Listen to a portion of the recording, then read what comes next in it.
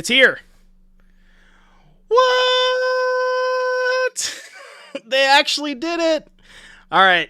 So, live reaction for those of you who may be watching on YouTube. Welcome. This is the banned and restricted announcement for December 4th. We have been waiting for this forever. We have Pioneer, Karn the Great Creator banned, Geological Appraiser banned. We expected that. What we didn't expect, Smugglers, Copter, unbanned. Modern, Fury, out of here. Up the Beanstock? So no grief, but we got Fury and Up the Beanstock. That is a lot to take in, but Smuggler's Copter has been unbanned. Let's go full screen here. Holy crap, dude. Oh, doggy. Well, I kind of wish I had bought Smuggler's Copters, huh? Good thing we get to cast Smuggler's Copter in Atlanta, huh, chat? Whew. I mean, I kind of thought that it was going to be like, I thought there was a possibility that Smuggler's Copter would get unbanned. I just didn't think that they would do it this close to Atlanta.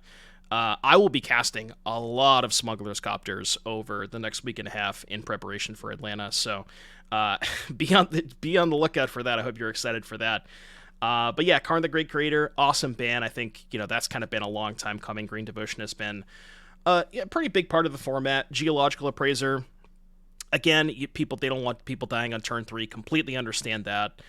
Modern's kind of more interesting. So Fury banned, which I guess we kind of expected, but Up the Beanstalk, I didn't think they would pull the trigger on that one. But yeah, let's see exactly kind of what they say about it. All right, this is going to be a long article. So we have a lot to discuss today, but before diving into each of the formats, we'd like to provide a bit more clarity to our announcement dates and windows. Going forward, we'll be operating with a slightly more flexible announcement cadence. Future banned and restricted announcements will occur 2 to 5 weeks after each set release. So they give us a little bit of a bigger window, I think. This allows us to capture data from large events like Pro Tours while ensuring we make changes before next set begins previewing. We want to establish a clear picture of each format before you start evaluating and collecting cards from the next set. Cool. We have a window following each main set release. It's still our goal that most and or all changes to Standard happen once per year during the fall ban and restricted window. Yada yada yada. Okay, cool. Standard, we don't care that much. Pioneer, Karn banned, Geological banned, Smugglers unbanned. Okay, we get into the meat of the argument here. We want Pioneer to provide as diverse an experience as possible. It is a place where you can have fun using cards from past Standard environments without content being printed directly into it or having content naturally rotate out of it. Okay, like that. That's kind of been their philosophy for a little bit. It is our largest format that gets its content solely through the Standard pipeline. As a large format, generally only the most powerful or synergistic of cards printed through Standard will find a home here, and since it is a format full of powerful cards, proper caretaking is required to ensure it stays as fun as possible. The last time we took action on the format was June of 2022, so it's been a while since we've looked at Pioneer. The plan is to return to a more active role in managing Pioneer. So for those of you who don't remember, when Pioneer first started as a format, they would do ban announcements almost like, I think, every other week, something along those lines. So, they're obviously not going to go back to something akin to that, but just having, having them acknowledging that they're going to be more active in monitoring it is good.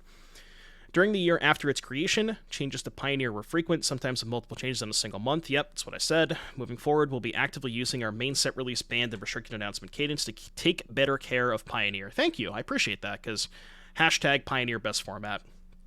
Even though the metagame share and win rate of Mono Green Nykthos decks have been within a reasonable range, the deck has simply been a large component of the Pioneer metagame for most of its format's lifetime. Excuse me.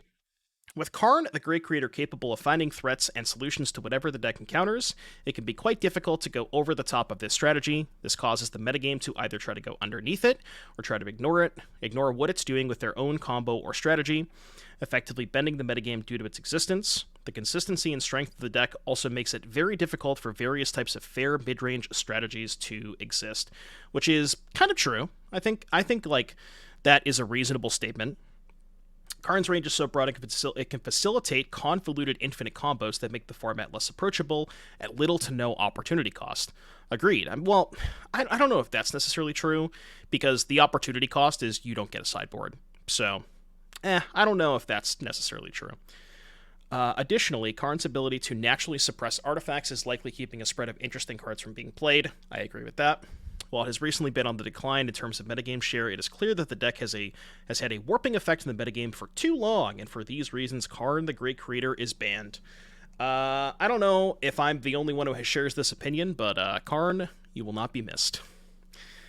Now, the elephant in the room. The introduction of the Lost Caverns of Ixalan brought new toys to the format. The Discover mechanic featured on cards such as Geological Appraiser, Carnosaur, and Quintorius has given rise to brand new strategies that don't play any other cards, naturally costing 4 or less, aside from cloning effects. When left undisturbed, these decks can either produce enough creatures to win via combat, or enough Quintorius triggers to deal lethal damage to an opponent directly. Being able to win the game on the spot on turn 3 with Appraiser after creating a single treasure token puts a bit too much pressure on folks to be a good thing for the long-term health of the format, which, kind of agree with that. While it's not clear that this is the strongest thing to be doing in Pioneer, also agree with that. Without some form of interaction, players can lose the game as early as their own second turn. Yeah, if you're on the draw, a skill issue. This doesn't meet our long-term vision for the format, where players can enjoy a variety of macro strategies before losing the game so early. If every deck must run 1 or 2 mana interaction spells, the format shrinks. For those reasons, Geological Appraiser banned. Yeah, I mean, we kind of expected that to happen. It is... the one thing that I will say about Appraiser is it is so relatively new that, I feel like people have not necessarily found even the best versions, 2 weeks in. But, even the people haven't, even because people have not found the best versions, there's still, consistently enough killing on turn 3 that it's probably bad for the format. And then we'll keep an eye on Quintorius decks in Pioneer. It can win as early as turn 4 after resolving solely its namesake card, but that extra turn allows opponents to set up their own game plan and prepare for the pivotal turn more successfully. Honestly, this means that we should probably... Yeah, I'll do the Gamba after. We should probably be testing the Quintorius decks. I think that, they still have potential to be good. And then the most based change on the entire page. We banned Smuggler's Copter back in December 2019. Since then, many new sets have entered the format, and as such, the format has naturally grown in power over time. While unbanning is not something we do very often, we believe the format can absorb it successfully. Reintroducing it will create new deck-building puzzles and provide additional diversity. Smuggler's Copter is unbanned. We're going to play a lot with this card, chat. I'll tell you that much. We are going to play a lot with this card. With the actions we're taking today, along with the impacts caused by recent sets, Pioneer is going through a good amount of change. We're excited to see how the format adapts, and we'll be monitoring both the data and your sentiment to help us continue pushing the format towards the most fun place it can be. What's up, Siggy? All right, we'll take a second. John, thank you for the 15-month resub. Welcome back, John. Thank you very much. Team Copter shut up the 4. Fuck. I should have bought him now. Wait, hold on. Should I go buy them right now? Micah, do you own Copters? Because I might have to borrow them from you. If I can't buy them.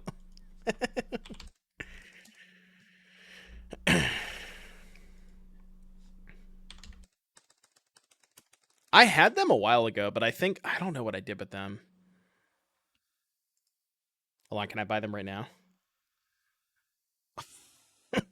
There's heavily played ones for 16. You want to buy heavily played ones for $16? Oh my god, I can get lightly played for $7. Yeah, I'm not buying those. Fuck that. Anyways. Okay, let's finish the rest of the YouTube video for Modern. Alright, now we're going to just talk about the Modern changes. So Fury and Up the Beanstock both banned. Let's see what they have to say. When we last spoke about Modern in August, we were most concerned about new cards from the Lord of the Rings, namely Orcish Bowmasters and the One Ring.